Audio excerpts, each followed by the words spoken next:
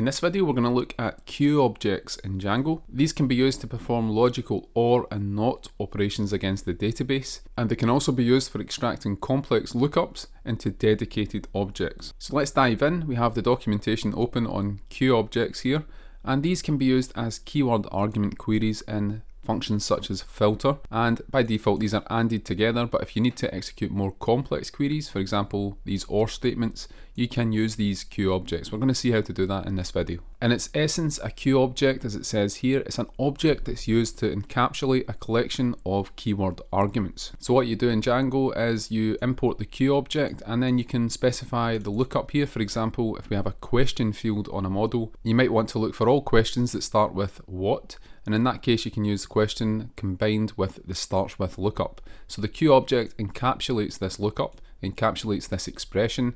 We're going to see how we can use that with these operators to perform AND, OR and NOT queries in the database. And in this video we're also going to cover basic SQL pattern matching with the like expression and also with regular expressions as well. So I'm going to go to VS Code and I'm going to go to the 𝗬nci𝗰𝗶𝗹 file and clear out the code from the previous video. And what we're going to do to start with is we're going to get all Italian or Mexican restaurants from the database. So this is going to be an OR statement against the restaurant type field. If we look at models.py and go to the restaurant model, there's a restaurant type field, and that can be any one of these type choices that we have in the text choices subclass. We're going to look for all Mexican or Italian restaurants from the database, and we're going to have to use these 𝗬objects in order to specify that OR expression in Django. So what I'm going to do to start with in the script is pull out the Italian and Mexican choices, and we're then going to execute a database query here, restaurant.objects.filter, and we're going to check if the restaurant type is Italian, and we're also going to look at the restaurant type and see if it's Mexican as well.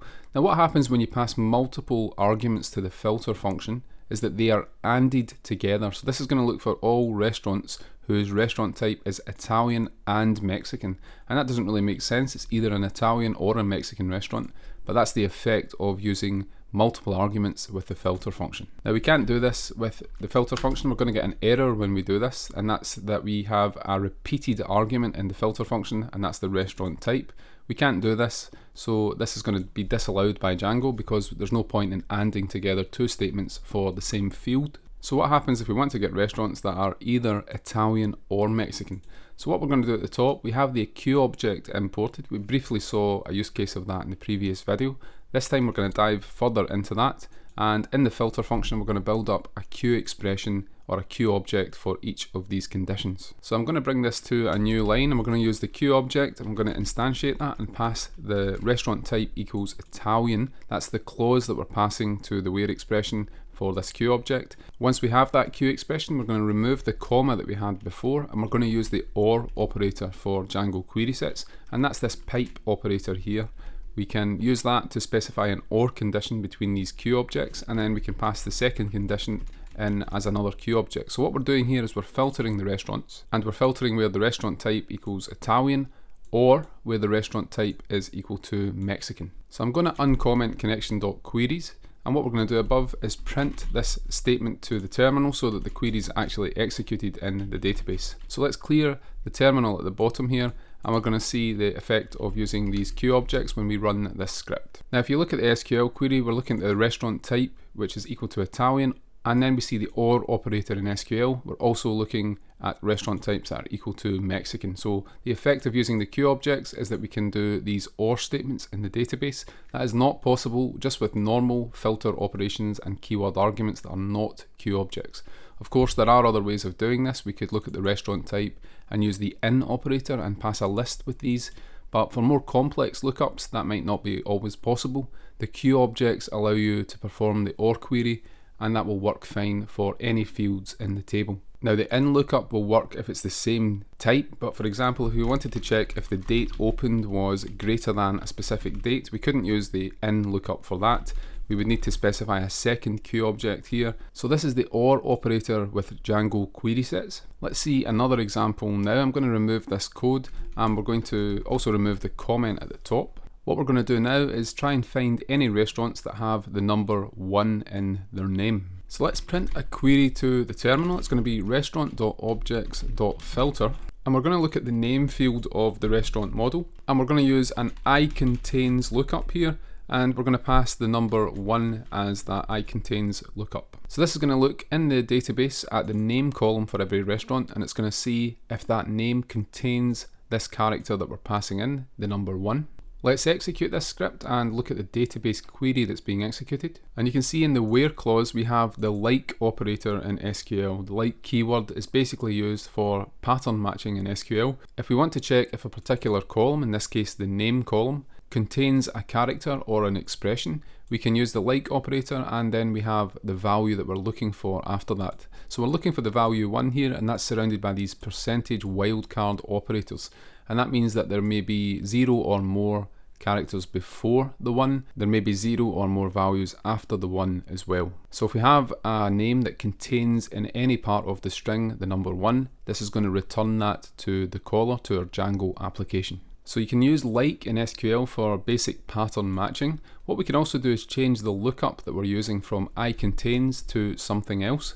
In this case I'm going to use the endswith lookup, and that's going to get all restaurants that end with the number 1. So let's see how that changes the like clause. We have at the moment a percentage wildcard, then the number 1 that we're looking for, and then the percentage wildcard at the end. If we run this script again and look at what's brought back here, you can see at the bottom that now we have a slightly different expression. The percentage is still there before the number 1, but it's not there after, and that's because we are not going to be looking for any characters after we find the 1 because of the endswith lookup. So that's the effect of using the endswith lookup. The pattern matching expression will not look for any values after it finds the 1, so it must be at the end of that particular character string. Let's now go back to 𝗬𝗍objects. What we might want to do is check if a restaurant's name contains the word Italian or the word Mexican. So again, it's an OR statement. The restaurant's name might contain the word Italian, or it might contain the word Mexican. We're looking for restaurants that match one of those, but because we're looking at the name and we're not looking for an exact match, we can't use that in lookup for this. So let's see an example of that now. I'm going to remove the comment at the top. What we're looking for now is all restaurants whose name contains either the word Italian or Mexican, but it doesn't have to be an exact match. So 𝗬𝗍objects are the solution to this. Let's set up a variable called restaurants, and that's going to be equal to restaurant.objects.filter. And what we're going to pass in is a 𝗬𝗍object here, and we're going to look at the name field on the restaurant model, and we're going to use the icontains lookup that we just saw, and we're going to look for all restaurants whose name contains the word Italian, or, and we use that pipe operator again, we're also going to look at the name field and look for all restaurants who might contain the word Mexican. So if we loop over the resulting query set of restaurants, we're going to print out the restaurant's name with the restaurant.name property for each restaurant in the query set that we get back, and hopefully we're going to see that the names of all of these restaurants contain one of these words. So if we run the script at the bottom, we're going to look at the names of these restaurants. We have Italian 1 and then Mexican 1 and 2. So that has matched the icontains expressions that we've put into these 𝗬𝗍objects in the query above. Now 𝗬𝗍objects are useful for creating complex queries and encapsulating certain parts of those queries into dedicated objects. So what I'm going to do is take this conditional expression here and I'm going to extract that into its own dedicated 𝗬𝗍object. So let's cut that out of the filter statement, and I'm going to create some space at the top. This is going to be stored in a variable called Italian or Mexican, and we're just going to paste that Q expression into there, and that's going to encapsulate the requirement that this restaurant has to be Italian or Mexican. Now, as well as Italian or Mexican, let's say we also wanted to find any restaurants that were recently open. So any restaurants in the database whose date open field is, let's say, in the last 40 days. And if this has to be an OR expression, it's either Italian or Mexican, or the restaurant was opened in the past 40 days, we can again use 𝗬𝗍objects for this purpose. So what I'm going to do is also create another 𝗬𝗍object expression here for recently opened restaurants. And this time it's going to be a 𝗬𝗍object, and we're going to look at the date opened field on the restaurant model, and we're going to set that to an expression now. But before we do that, from Django.utils, I'm going to import the time zone utilities, and we're going to copy that, and for the 𝗬𝗍object here for date opened, let's say we want to get any restaurants that were opened in the past 40 days. So I'm going to use the greater than lookup, and then we can use timezone.now to get the current time, and we're going to subtract timezone.time delta here and pass days equal to 40. So let's quickly go over what this is doing. We're looking at the date opened field in this queue object, and we want to find any objects whose date opened is greater than 40 days ago. And this expression here, timezone.now minus the time delta of 40 days, that represents 40 days past. So this expression is going to give us any restaurants that were opened in the past 40 days. So now that we've created these two expressions with the queue objects, we can then reference them in the filter function below. So I'm going to remove the new lines here and we can reference these directly. So Italian or Mexican, or, and we use that or operator again. What we also want to check for is recently opened restaurants. So that's the expression that will give us back any restaurants who have Italian or Mexican in their name or were opened in the past 40 days. So what I'm going to do is remove the for loop here, and I'm just going to print these restaurants to the terminal, and then we can execute the script and see what is coming back here. We get back a set of restaurants, but if we look at connection.queries, we can see the SQL that's being executed for this particular query. So we have a select statement here, and if we look at the where clause where these queue objects are building up the where clause, we have the name being like Italian, and then we have an or operator. We also check if the name is like Mexican to get the Mexican restaurants, and then after that we have another or expression where we're looking at the date opened for the restaurant and we're checking if that's greater than 40 days ago. So that's the query, but the important point here is that what we can do is build up these dedicated objects that represent a particular portion of your query expression. And then when you have these complex objects encapsulated, you can then pass them to the filter function and compose them with the and, or, and not logical operators to get back the results that you want from the database. And it's much simpler to read this statement than it would be if we had to put all of these statements into the arguments for the filter method. So that's the benefit here, or one of the benefits of using queue objects. Now we've seen the or operator. What about the not operator as well? What I'm going to do is very slightly change this query. Instead of recently opened, I'm going to create a variable called not recently opened,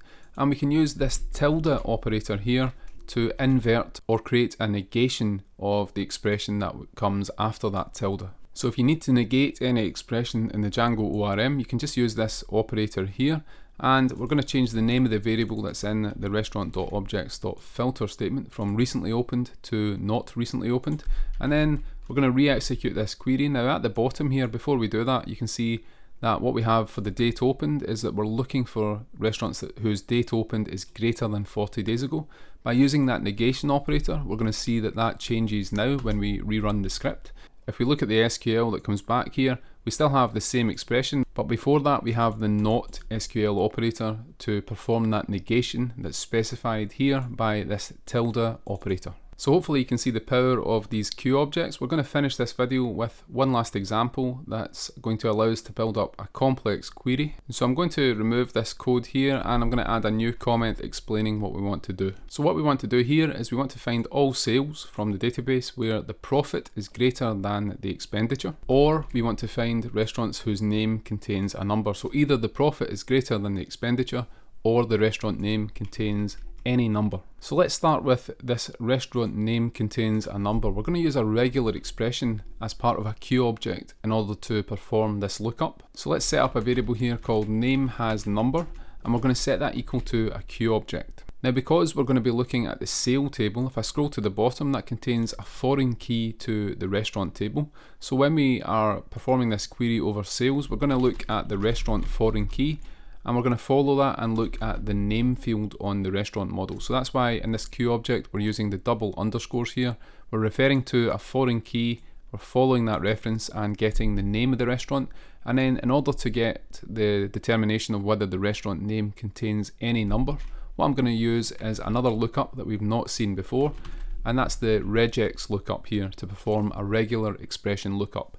And the regular expression should allow us to find whether or not there is any number in this restaurant's name. So I'm going to set this to a raw string in Python, and then we can put in the regular expression here. And the expression I'm going to use is we're going to look for any number between 0 and 9, and then we're going to use the special plus character in a regular expression to state that we're looking for one or more of any of those numbers. So let's start by testing this out. If we look at sale.objects.filter and we pass our queue object in as the filter, so its name has num. Hopefully this is going to give us back all sales whose name has any number in the name. So let's use the values function that we saw in a previous video, and what we're going to look here is the restaurant's name. We're going to get that out of the value function and we're going to pass that in using that lookup there. So if we print these to the terminal here using the print function, we should hopefully see that all of those names contain a number.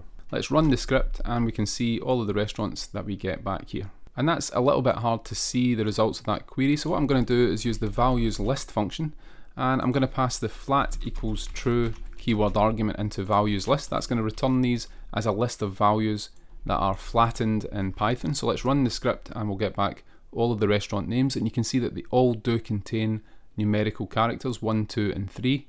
So the regex that we're passing in here with this Q object to look for any restaurant whose name contains any number, we are passing that into the filter function, and that is giving us back the correct results from the database. So that covers the restaurant name contains a number.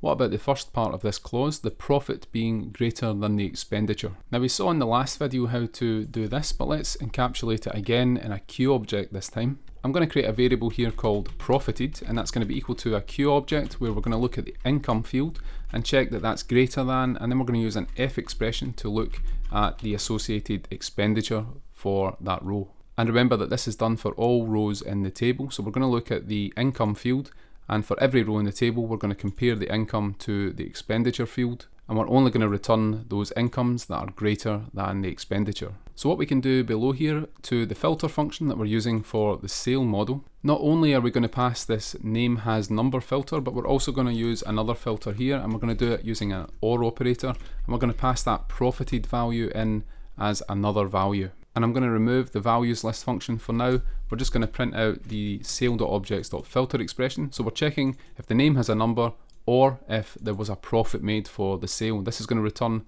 all of the sales that match one of those conditions thanks to that OR operator. And I'm actually going to remove the print statement here, and I'm going to save this into a variable called sales. And what I'm going to do below that is loop over all of these sales, and we're going to check all of the objects in the query set, and for any object whose income was less than the expenditure, in other words that didn't match this condition, we're going to print out the restaurant's name, and we should see that because of the OR operator, any restaurant that did not make a profit must have had a number in the name. So let's do that just now. I'm just going to paste this code in and tab it over. So we're looking at all of the sales that we're pulling out above using those two Q objects, and then we're going to check if the income is less than or equal to the expenditure.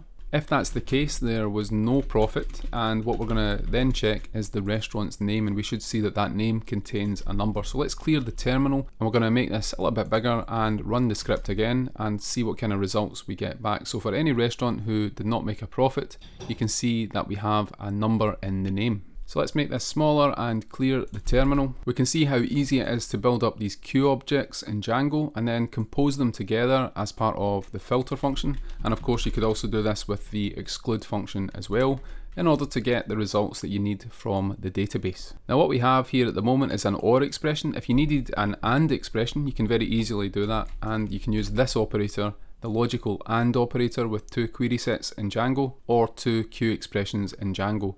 That will then give us back only restaurants whose name has a number, but also the restaurant has profited. So that's going to give us less results because instead of an OR expression, we're now using an AND expression, which is a bit more restrictive in what it's going to return to the caller. And just to demonstrate that, let's clear out these queries here, and I'm going to create two variables, sales1, and I'm going to copy that down and create sales2 that uses the OR operator, and then we can print out sales1.count and also sales2.count in order to compare the number of results being returned from these queries. So we expect to see less results from the AND expression and more from the OR expression. So let's run the script and we're going to see the numbers we get back. For the OR expression, which is the second one, we're getting a lot more sales coming back for that expression and many less for the AND expression. And of course, all of the normal functions and utilities that you can use with Django's ORM are also available with these Q objects and with the filter expressions that use them. So for example here, if we have just this OR query and we call it sales, let's remove the print statement. And remember that when we're fetching the associated restaurants using this expression here, because that's a foreign key, what we can do is chain the .selectRelated function that we saw in an earlier video, and we can pass the restaurant foreign key there, and that's going to pre-select all of those restaurants from the restaurant table when we're fetching the sales. So if you need the query to be more performant when we're using these Q objects and you have any references to related objects, what you can do is use select related and prefetch related in order to do some of that work in advance using either a join or to do the joining in Python. And by doing it in advance, you can cut down greatly on the number of queries that you're issuing to the database. So that's all for this video. We've looked at Q objects in Django and how you can use these to perform OR and NOT queries against the database when you're doing some filtering. We've also seen how you can generally encapsulate complex conditions in Q objects and then compose them together in Django filter and exclude functions in order to get the results that you want back from the database. And we saw a couple of different lookups in this video. We saw the icontains lookup and the endswith lookup for performing pattern matching. And for more advanced pattern matching, you can see this regular expression lookup that we have here when we're looking for any number between 0 and 9. And right before I finish this video, I'm going to print the sales to the terminal and we can see the effect of using the regular expression lookup in the SQL query. So let's run the script one last time. As you can see in the query that we have here, we now have, when we're looking at the restaurant's name, a regular expression operator in the SQL that's looking for that pattern that we passed in to the regex filter here on line 13. So I hope that makes sense. We've seen a lot of things in this video. In the next video, we're going to look at how to deal with null values in the database. And we're going to look at the coalesce function that exists in databases and in Django. We'll see how to use that in the next video. But for now, thank you for watching. And if you've enjoyed the video, please like and subscribe to the channel. If you're enjoying this content, please consider buying us a coffee with a link in the description. And we'll see you in the next video.